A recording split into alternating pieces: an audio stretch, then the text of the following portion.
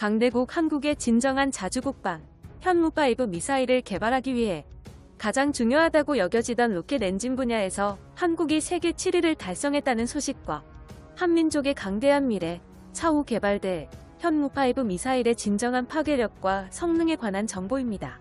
채널명 대고구려제국, 구독과 알림 설정, 진심으로 감사드립니다. 2021년 대한민국은 세계 7대 로켓 기술 강대국으로 등극했습니다. 한국의 우주로켓 개발 수준은 2000년대 초반부터 시작해 비교적 짧은 역사에도 불구하고 기술적 자립 능력은 물론 예산, 인력 등 종합적 평가에서도 기존 로켓 강대국들을 맹추격하면서 세계 7위권을 달성했다는 게 우주항공 전문가들의 평론입니다.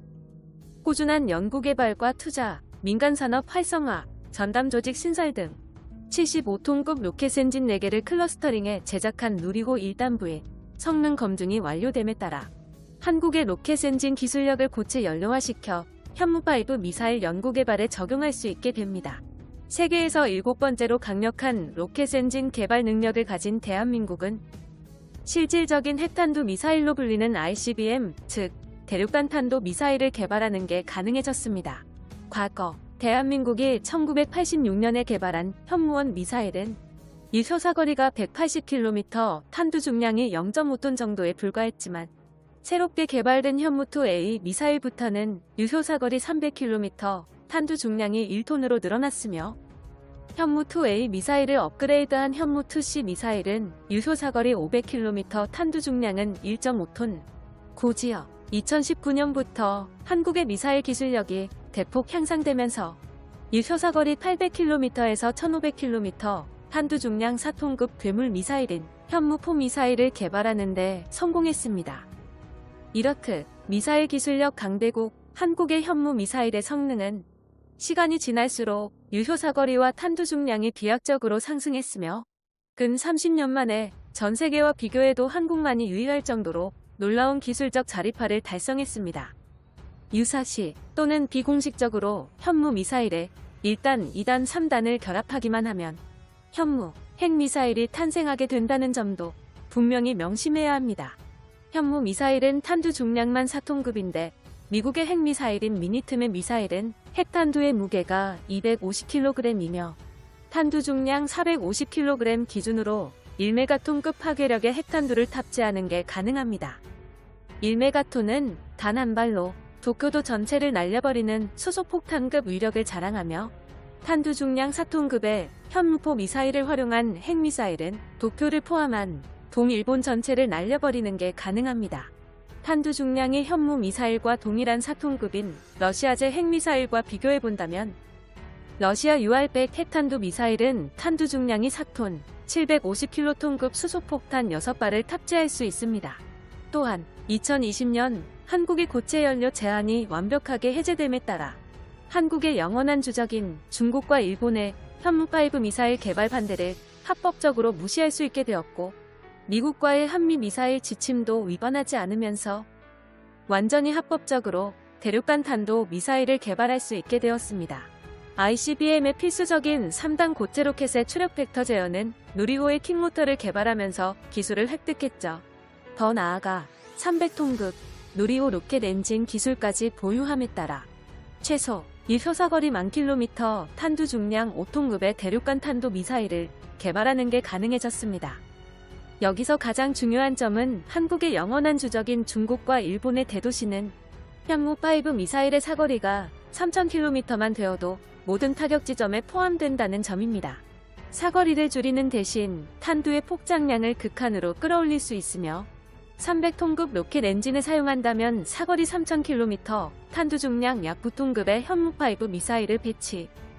여기에 탄두 중량을 약 500kg만 줄여서 사거리를 4000km로 증대시킨 미국의 트라이던트 미사일 사례를 참고해보면 한국의 현무5 미사일은 약간의 폭장량만 제외시켜도 300톤급 엔진 추력으로 중국의 남부 국경선을 넘어갈 정도의 사거리를 갖추게 됩니다.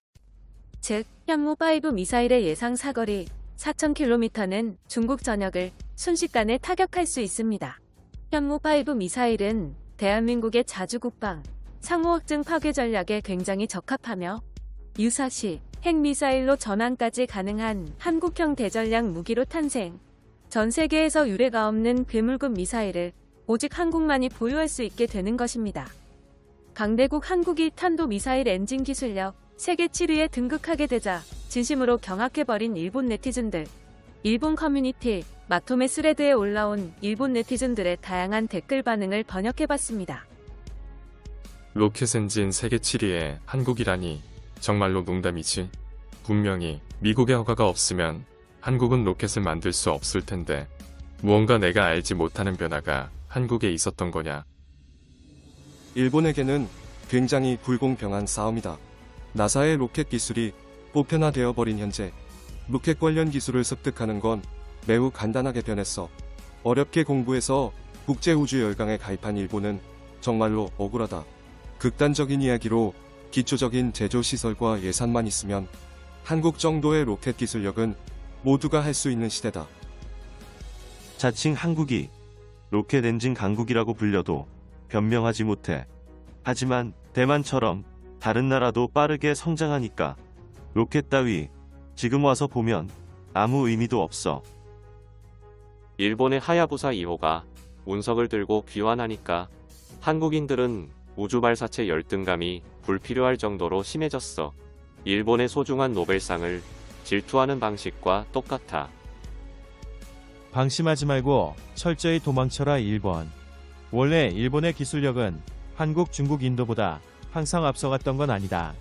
왜 일본은 다른 나라에게 추월당하는 경우의 수를 전혀 생각하지 않는 거야.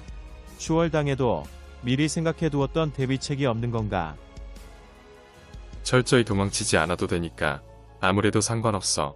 한국은 로켓 개발을 시작한 지 40년이 지나서야 완성했지만 일본은 1954년 이토가와 히데오가 도쿄대학에서 펜슬 로켓의 개발을 시작하여 1970년 일본 최초의 인공위성을 발사하기까지 걸린 기간은 단 16년. 과연 그 당시 일본은 세계에서 가장 뛰어난 국가였다. 녀석들의 발사체가 빠르게 만들어지는 건 북한의 도움으로 의심된다. 북한의 로켓 기술이 있으면 대형 미사일 개발도 순식간이야. 홋카이도 상공에서 한국군 미사일이 날아다니는 지옥을 보고 싶지 않다면 지금 당장 국제사회에 한국을 고발해야 한다. 한국의 로켓 개발은 신칸센과 같다. 일본이 고속철도 신칸센을 만드니까 한국이 뒤늦게 KTX라는 열화 제품을 만들었어. 이것은 완전 파쿠리라고 봐도 좋아. 한국의 현무5 미사일을 개발할 수 있게 되는 핵심적인 로켓 기술에 더욱더 두려움을 느끼는 일본 네티즌들.